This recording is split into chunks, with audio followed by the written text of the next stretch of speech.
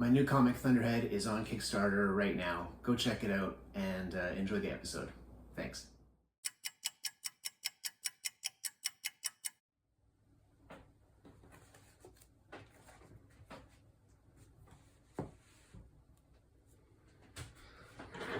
Talking about back matter, I was just talking about, single issues, what we can do to make those single issues more special, make people feel like they really want to come into the comic book shop every week because they never know what they're going to get, leaving some adventure there, some excitement, and picking up single issues because there's something special about them that they can't get from the trade paperback or anywhere else.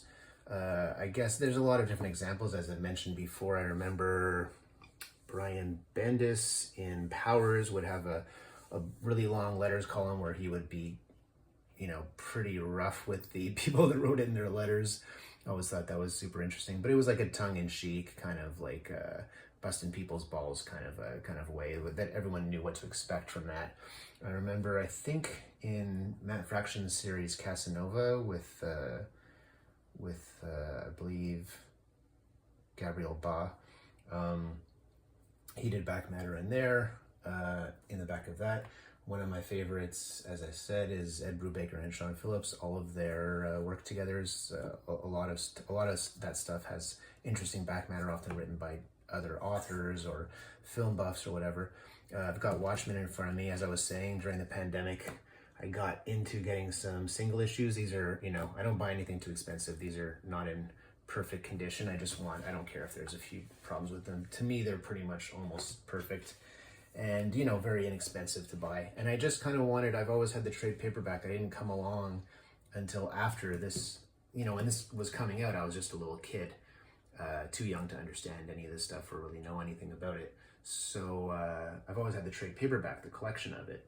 And I just kind of wanted to have in my hands the original version as it came out, as people first read it, kind of put myself into that time and think about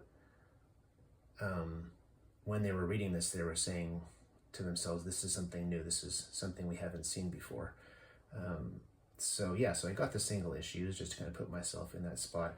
And I've taken them out, for one thing, to show off, because I think they're super cool. Got all the covers here. Got the whole series. I got a few, there's other issues there. I didn't take out the whole 12-issue series. But this is also kind of like the gold standard of back matter. That's why I brought it out, is we're talking about single issues, talking about back matter.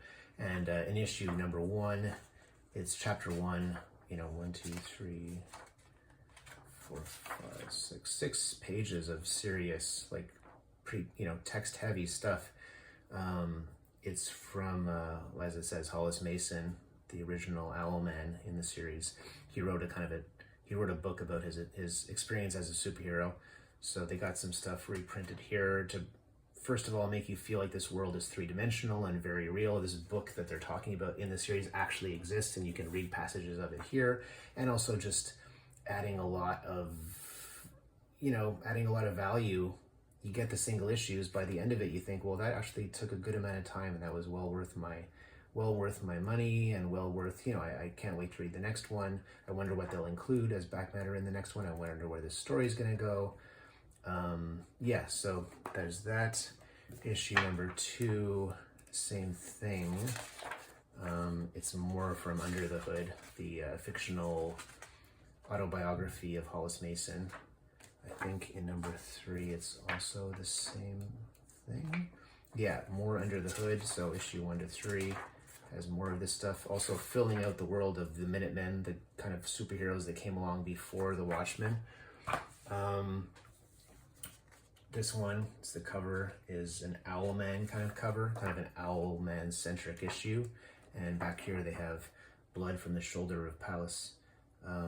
This is all about, someone's buzzing my door and my dog's going crazy. But this is all about owls. I've never actually read this one, and as soon as I'm finished doing this, I'm gonna read it because it feels like why would I not have read this? Crazy. Maybe at the time I thought, do I really need to know that much about owls? I don't know, but I'm kind of obsessed with this series, as are most creators of my generation. So I feel like it's silly that I never read that. Issue number 8, skipping ahead to issue number 8 here. The New Frontiersman. It's this kind of schlocky conspiracy theory newspaper, and they have, you know, clippings there, and the way that the level that they do, they have the pencil, they have like fictional, you know, not fictional, whatever, like fake like pieces of tape and everything like that, so it kind of looks like maybe it's Rorschach that's like cut up these things and put them on his wall. In issue number 9 here, what do we have here? Her name, it's been a while since I read it, Sally Jupiter, I think, is Sally, yeah.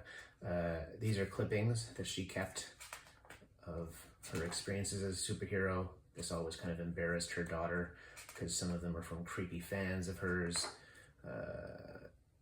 That informs more of her character and her daughter's character. And then got issue number 10 of 12 here. What do we got here? This is all about Adrian Veidt, is that? Ozymandias, however you pronounce his last name, Ozymandias. It's his, it's a letter from his company, and the toys and the perfume and everything about his company. Also, I'm sure, you know, as you're reading it, there's little tiny hints that there's something nefarious going on behind the scenes that you can enjoy as a reader of this, and then knowing what he's actually up to by reading this comic, especially at this point right here where you know that he's kind of the supervillain of the series. So yeah, that's kind of, I mean, just the amount of work that goes into that, but so satisfying to just be able to fill out the world, make it feel so alive and lived in. Yeah, that's something to be inspired by, I think. I'm going to take that into account. I'm going to write that stuff down in my sketchbook, because some of this stuff I'm doing these videos, and some of it's occurring to me as I'm doing them. And that's one of the reasons for doing it, is taking out some comics I haven't looked at for a while and being inspired by them. So yeah, that's something to think about. Like I said, kind of the gold standard of back matter, and something I'll be thinking about a lot in the next few weeks. That's it for now. Cheers. Just wanted to tell you guys about Kaya. That's my fantasy adventure series that I write and draw, coming from Image Comics every month. It's kind of inspired by Conan and Adventure Time, a lot of Jack Kirby comics, and Jeff Smith's Bone. It's about Kaya. She's a young girl with a magic arm who's been tasked with protecting her younger brother Jin in this dangerous, crazy, wild fantasy world that I've invented for them to give them troubles. You can tell your comic shop that you want it on your pull list. There are 4 collections already of the first, 4 Kaya book 1 to 4, and number 5 coming soon.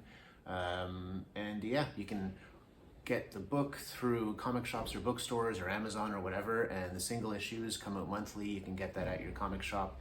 Let them know you want it. Kaya, Wes Craig, Image Comics. That's all you got to tell them. Thanks.